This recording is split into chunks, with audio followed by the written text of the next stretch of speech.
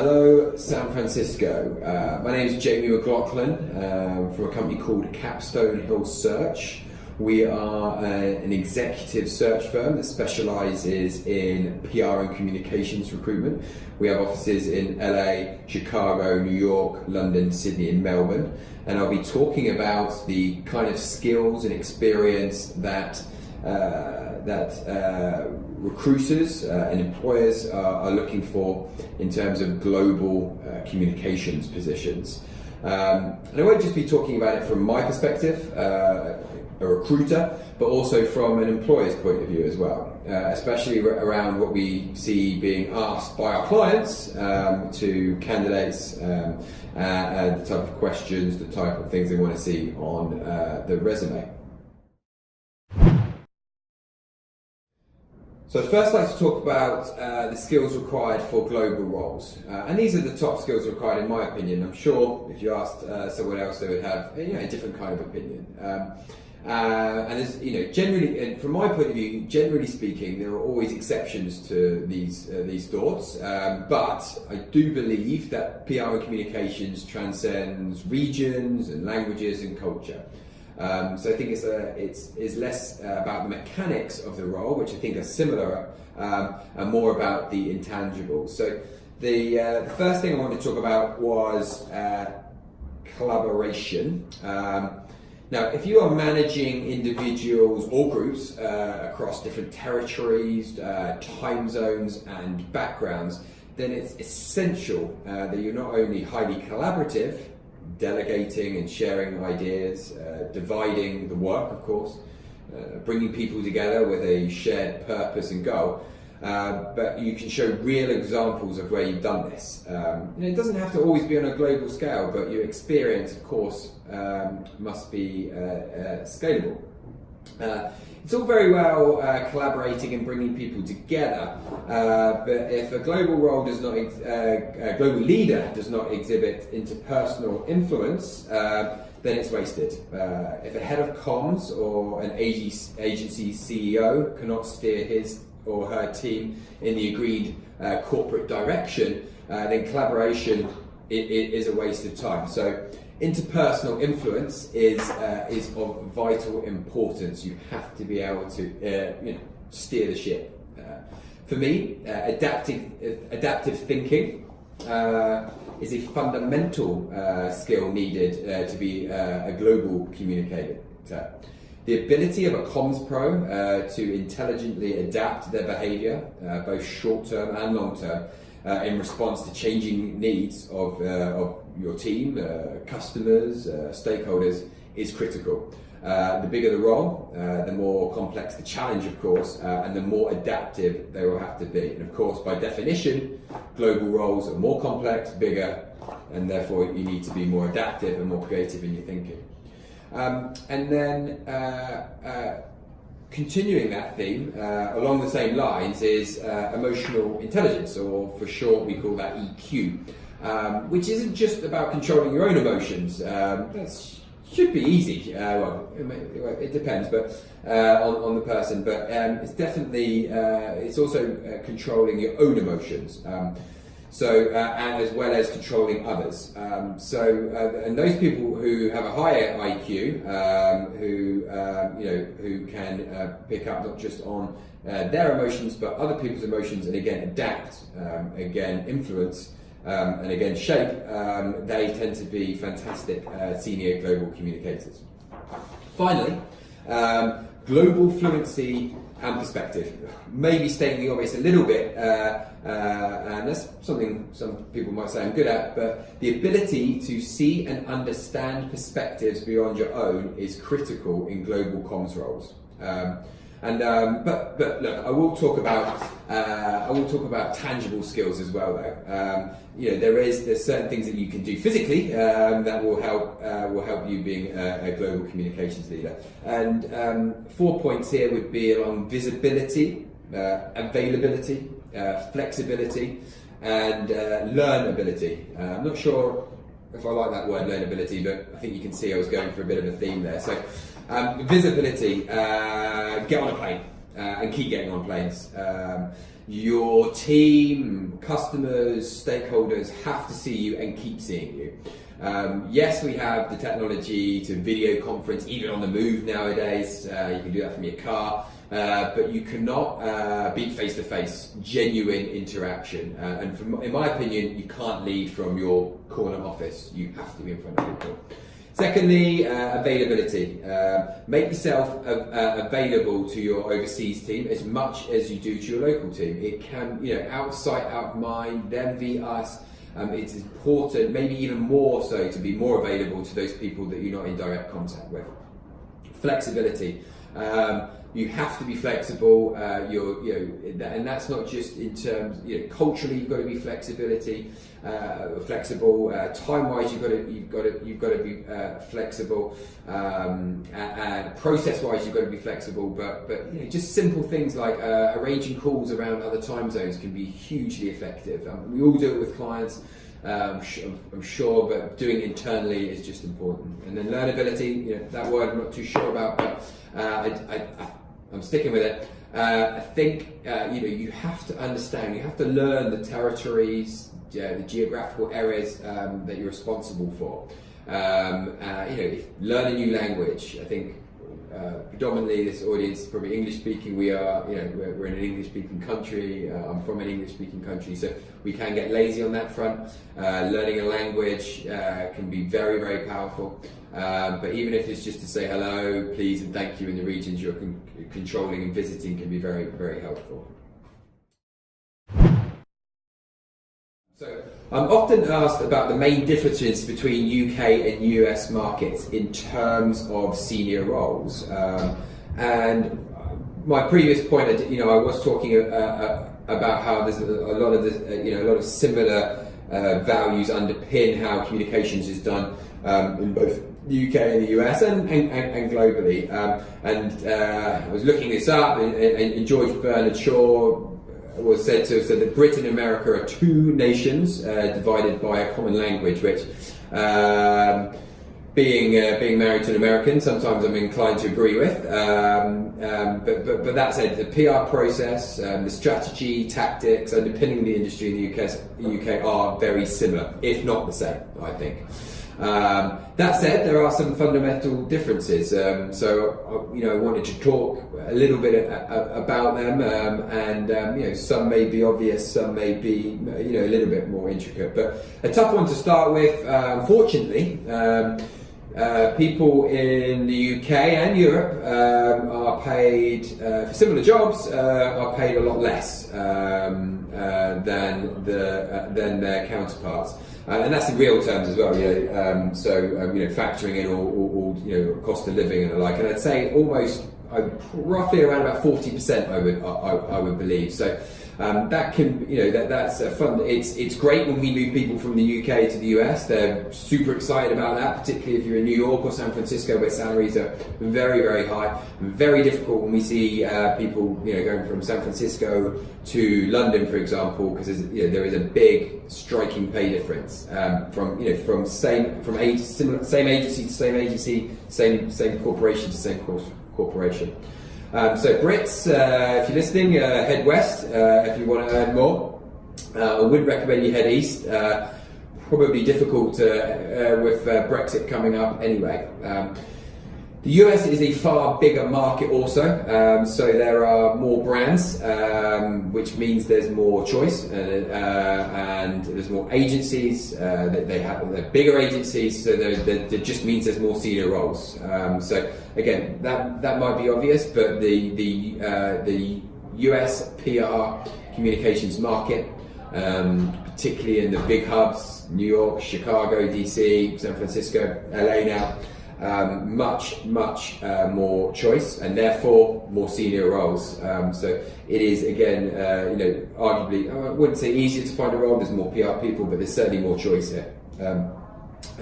US-based roles, however, and some would say this is negative, others maybe not, are rarely truly international. You can be global head of a global business, but often often the role is very US centric. So knowing the Indian or Spanish market is hardly ever relevant. UK positions, well, for now at least, nearly always have a European scope or viewpoint, and sometimes even further than that into Middle East and Asia, and that can be desirable to many, that you're not just dealing with one territory. But obviously, let's not underestimate the scale and size of the US. There is, and there is a lot of different markets within the US and a lot of different challenges, but maybe a little less, a little less drastic than if you're working one week in London, the next week in in northern Italy or something like that. Another difference I find with UK roles versus US roles is there is a overwhelming draw towards London in the UK. The vast majority of PR roles and the senior roles are based in London. Not the case in the US. Yes, again, we have the hubs of New York and San Francisco, and Chicago, and these kind of places. But senior comms roles are found all over the US, whereas in the UK, massive focus on London. A final observation is the breadth of UK roles can be a lot larger and arguably more desirable and more challenging. As businesses are smaller in the UK, you're often required to do a lot more. So working across all the functions of comms, so from internal communications to PR to IR. Senior roles in the US, bigger comms teams can be a lot more siloed. So you might just be head of media relations. You might just be head of corporate communications. And as a result, again, some people, a lot of people want to have the full scope, and in the UK you can. Next up are my top tips to apply for senior global coordination roles. Well, number one, and perhaps the most important decision you'll ever make when searching for your ideal next role is, drum roll, this guy. So use a recruiter, you won't regret it. But seriously, in order to increase the amount of jobs you can consider, and therefore expanding your choices, therefore expanding the chance to land the ideal job, a search specialist is essential. We have more access to roles than are necessarily online, than are necessarily being emailed to you or however or on jobs boards. So using a search specialist is essential. Why? Well, we often know about roles before they are actually posted. Or even an official search is undertaken. We have deep-rooted relationships with hiring managers, with CEOs, with CMOs, CCOs. So often they will call us and say, we're looking to hire, we're looking to replace before they actually go to market. We also can help create your ideal role with the client and with the candidate, bringing them together. Because we're consultants for you and our clients. We know both parties intricately, and we're essentially matchmakers. So we can find out what your ideal role is, and then find out and then match you with a company, with an organisation, with an agency, which will fit that. We also have more access to decision makers, bypassing the HR function. We know that can be a frustration for some people when applying for roles. But the most frustrating thing, and the thing that we often help you avoid, is the dreaded LinkedIn application route, which is the LinkedIn. Some people call it a black hole. It's one of the biggest complaints that we hear from people, even at the very senior level, being forced to go through an arduous online process, applying for roles that takes a lot of time, and then getting no feedback, and it's deeply frustrating. So apart from using this guy, I would always recommend reaching out directly to the hiring manager or CEO. You see a job posted online, you may be able to work out who it reports to, apply to that person directly. more often than not, you will get a reply from the good ones anyway. If you don't know the CEO, if you don't know the CMO, if you don't know the CCO, then you might know someone in the organisation. Look for an introduction. Again, that personal touch, getting in front of people can be very, very helpful. Other tips, maybe some more practical tips, is emphasise key things on your resume. Sounds obvious, but highlight global brands, highlight global networks that you work up, highlight the global teams that you work for. Do not assume that people reading your resume will know that your role or client is international. You need to spell it out for them sometimes. Get the experience now. Think ahead.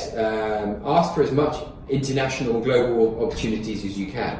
There may be opportunities within your current organisation that you are not taking advantage of, and then you can elevate yourself in the eyes of a global employer. So put your hands up, ask questions, and try and get involved on more global work and more global business. Be realistic. Apply for roles in your sphere of skill set and experience. It's a waste of everyone's time if when people apply for roles that just have no direct relation to what they do. So don't apply for a CCO role at a fashion house in Milan if you don't speak the language, if you've never been to the country, or you dress as bad as the current US president. And be flexible and available. We talked about this earlier, but you have to get on a plane. You're never going to get a role in San Francisco if you're not willing to be there when needed. Commit to the location as well. You're far more likely to get an overseas role if you're moving or planning to move there. Again, very often I speak to people that ring me up. I want a job in New York. I want a job in Washington. I want a job in LA, and they're not. They want the job before they even plan to get on the plane. Get there, get in front of people. Very, very helpful if you're looking for global roles. A key question we often discuss is how to negotiate a good package.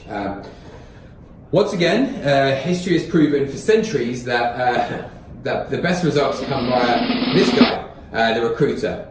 But seriously, having a third party negotiating on your behalf is statistically far more successful than doing it directly. Why? It removes the emotion of the conversation. My neck's not necessarily on the line. My next big job isn't necessarily on the line. So it helps that way. It creates a buffer. Just simply is that there is someone between you and the decision. And it takes a sting out of certain demands, particularly personal demands, particularly demands that are close to your heart. And the main thing is we've done it 1,000 times before. We've experienced every scenario. We have a wealth of experience, so we're pretty unfazed even when something that might seem peculiar, something that might seem out there to you. We've seen it. We know how to handle it. We know how to deal with it. The good news in the US, mainly in the US, is that employers are no longer allowed to request salary history or ask salary history. This immediately gives you an advantage, you the candidate an advantage in terms of negotiation. So forces an employers to give a salary range and allows you to assess what you're looking for, not tell them what you want. Unfortunately, in the past, people would ask you what you were on and then just put 10, 15% on top of that. So it's a great law that's come in, and it's really, it makes negotiation a little bit more, we're putting numbers out of the air sometimes. It certainly has helped, elevate salaries and maybe get fairer salaries for particular people as well. Another point to talk about is, you've got to do your due diligence. Find out what similar positions, similar companies are paid. Ask around. I'm sure you have friends or former colleagues who hold the same position or similar position. A lot of this info can now be found online as well, especially if it's a publicly listed company.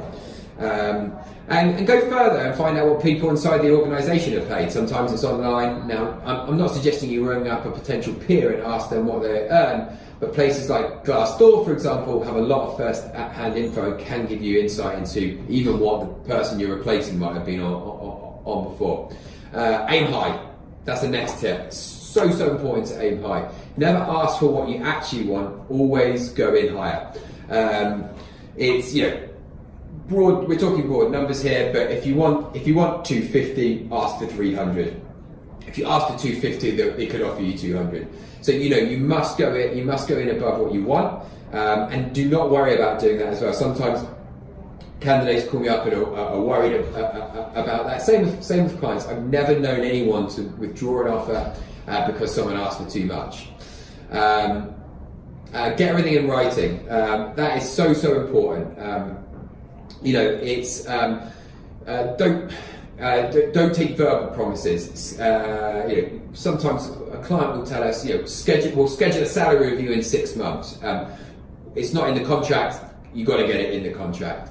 There's client may say there's new business commission. What is it, and where can I find it? How's it paid? I need it in writing. So again, get these things in writing.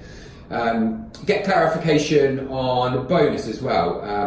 Not what you could be paid, but what were you likely to be paid, or what was actually received last year and the year before and the year before that, because it might have been a stellar year last year. What about in 2017? So try and get some consistency on that, and not just a notional figure going forward. And then negotiate face to face. Mentioned this a few times now, but it's much more powerful. It's much more productive. It's much quicker. If you do things in person. Do not do it over the phone. Do it. You can do it if you can't do it on face to face. Do it over the phone. Again, because you can have back and forth. You can have rapport. You can sense. You can get cues. Don't do it on email. Tone is lost. Things appear far more direct or black and white. It takes the humanity out of every conversation. You're going to be much more successful if you pick up the phone than long, elongated, back and forth emails. We've all been there, clients, employers, prospective clients, back and forth, employees arguing. It's never productive. Big point, be upfront from the beginning. If you're clear on what you want from the offset, same with the person making the offer, things will go a lot smoother. It's nothing worse than right at the death, someone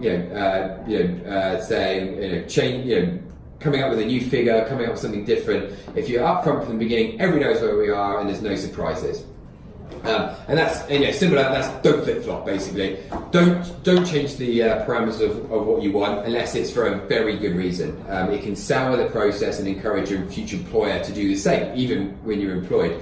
Look, there may be reasons. There may be a new addition to the family. You may be having to move. The L train may be shutting down. There's many reasons why you may need to change things, and that's fine. But don't flip flop for the sake of it. You've got to have reasons. You've got to have reasons for doing that. The final thing I'd like to discuss is what makes a good package. Now, this of course is very subjective, and some people favour base salary over total package, for example. Others favour flexibility over benefits. But there's certain key things that I think you should be looking for, and they should hopefully include things like long-term incentive plan, LTIPs for short. In the form of equity or stock. Skin in the game often denotes the importance and seniority of a role within an organisation. So that is something you should be always looking out for. It's something that can increase in value over time, and it's something that will keep you vested in the business. Similar note, highly bonus role. Real tangible achievements is very compelling. If you back yourself. If you believe you can cause positive change, then you should be rewarded for that. So we're seeing a lot of packages where you can earn 100%, 150% of what your base salary is, and we're big proponents of that, I think, as well. Maybe something you don't want to talk about initially or immediately, but severance is very, very important. You want long-term commitment from your future employers. If you're leaving a very safe job, or you're leaving a job that you've been on a long time, there's a risk involved. So there should be severance involved. Again, it's not something you want to bring up immediately. You don't want to immediately start thinking about leaving a job, in terms of negotiation. But it's very important, and it shows that the company's thinking about you as well. PTO. Finally, America is getting on track with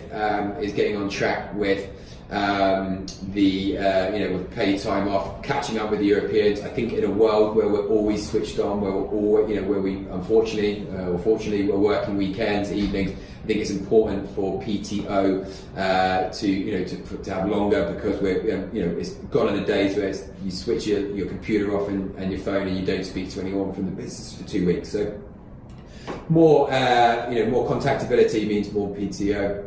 Signing on bonus, again, relocation bonuses, those sort of things are very, very important. Maternity and paternity leave, again, America is getting on board with Europe, but these things are becoming more important. And even if that doesn't initially affect you at the beginning, look at maternity and paternity pay and benefits, because I think it shows that an organisation cares, is interested in its staff's well-being and its staff's future. Finally, and probably the biggest thing that we see, one of the most important things, something that necessarily you can't put a price on, but is so important, is flexibility. And it's one of the most important things that we factor in now. And some people favour above cash. Very often we'll speak to people, do they want to change jobs? Yes, I do, but I don't think I can. I have such a great flexibility with my current role. I can leave at 3 o'clock to pick the children up. I only have to be in the office 2 days a week. I actually commute on a plane, so I'm only in the office 3 days a week.